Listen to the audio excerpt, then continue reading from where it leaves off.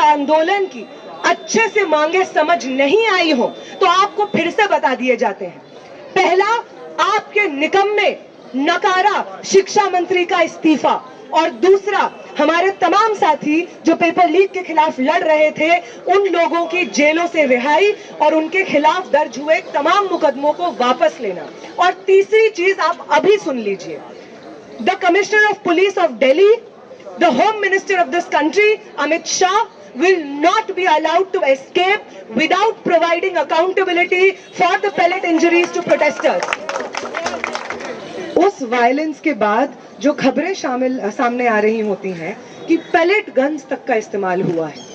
वो बेशर्म Delhi police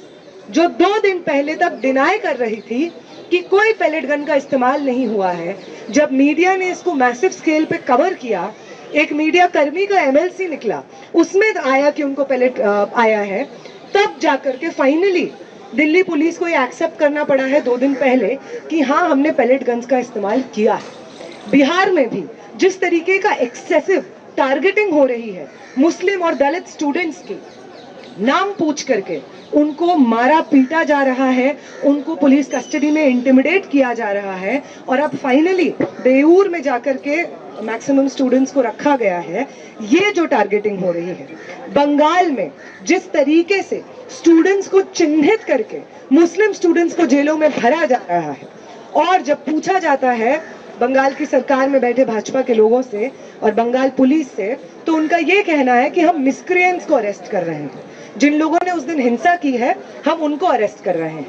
ground पे जो हमारे साथी हैं और जो लॉयर्स हैं, उनका साफ सीधे तौर पे यही कहना है कि कोई मिसक्रिएंट को चिन्हित नहीं किया जा रहा है। वो लोग जिन्होंने जर्नलिस्ट के साथ बदतमीजी की उनको चिन्हित किया जा रहा हो, ऐसा बिल्कुल नहीं है। स्टूडेंट्स का टारगेटिंग असॉल्ट और अरेस्ट बंगाल भर में इस वक्त चल रहा है। 1 मिनट के लिए नहीं,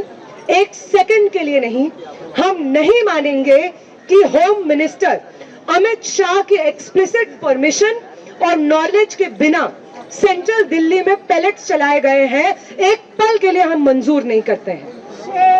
तमाम सरकार के लोग जो ये नैरेटिव पेडल कर रहे हैं कि हम लोगों ने इस दिन जहां पे जंतर मंतर पे प्रोटेस्ट चल रहे थे, वहां पे जिन लोगों को चिन्हित किया है उसमें 2800 लोग क्रिमिनल्स हैं जिनका क्रिमिनल एंटीसीडेंट है। आप ये बताइए, आप दिल्ली पुलिस के लोग हैं, आपके पास पूरी व्यवस्था मौजूद है, पूरा सर्वेलेंस का सिस्टम मौजूद है, आप क्यों इंतजार कर रहे थे कि एक बड़ा प्रोटेस्ट होगा जंतर मंतर पे जिसमें सब लोग आएंगे, सारे अपराधी आएंगे और उसके बाद हम चिन्हित करेंगे? पुलिस का काम क्या ये है कि वो इंतजार करते रहे कि मुजरिम उसके पास चल के आए और तब जाके वो कोई कार्रवाई ले? और अगर ऐसा नहीं है, और अगर आप ये जो 2800 का आंकड़ा बता रहे हैं वो एक बढ़ा चढ़ा करके आंकड़ा बता रहे हैं, हमारे प्रोटेस्ट को डिस्क्रेडिट करने के लिए बता रहे हैं, तो हमारा आपसे ये सवाल है कि यहाँ पे एक लंबे समय से 50 दिन के ऊपर तक यहाँ पे पीसफुल प्रोटेस्ट चले।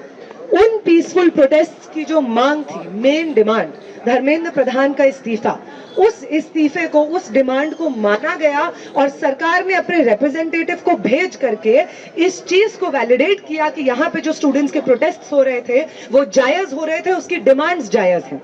उसके बाद अब जब सत्ता में बैठे लोगों का अहंकार टूटा है, आपकी घर घर में थू थू हो रही है, 20 तारीख को आपने जो हिंसा की है, आप लोगों को इंसान नहीं समझा जा रहा है, पुलिस कर्मियों को, सिक्योरिटी पर्सनल्स को,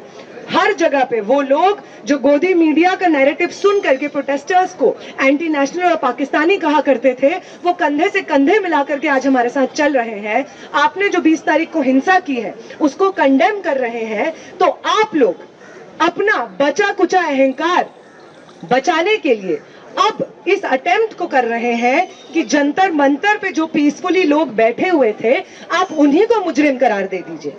हम जानते हैं कि आपका ये 2800 का आंकड़ा है, उसका कोई मतलब नहीं है एक्सेप्ट कि आप चाहते हैं कि जंतर मंतर पे जो प्रोटेस्ट हुए, जिनकी डिमांड्स मांगी गई, जिसके बाद धर्मेंद्र प्रधान को इस्तीफा देना पड़ा, आप चाहते हैं कि वो प्रोटेस्ट डिस्क्रेडिट हो जाए।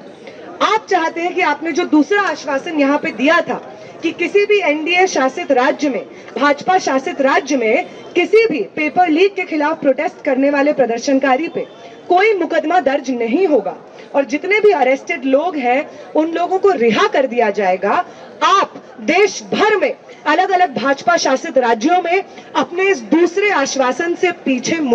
पैर मोड़ रहे हैं, मुकर रहे हैं और इसके खिलाफ अलग अलग राज्यों में स्टूडेंट्स प्रोटेस्ट कर रहे हैं। आप चाहते हैं कि 2800 का आंकड़ा बता करके, डिनाई करके कि आपने हिंसा नहीं की है, या लोअर लेवल के एम्प्लॉइज को, आप ऑफिशियल्स को बर्खास्त करके आप चाहते हैं कि हमारा ये जो प्रोटेस्ट है वो आप डिस्क्रेडिट कर दें और आप अपने अश्योरेंसेस से जो इस वक्त पैर पीछे खींच रहे हैं वो अश्योरेंसेस से आपको पैर पीछे खींचने का पूरा मौका मिले और साथ साथ आप हमारे ऊपर अपने क्रैकडाउन को जस्टिफाई कर सकें।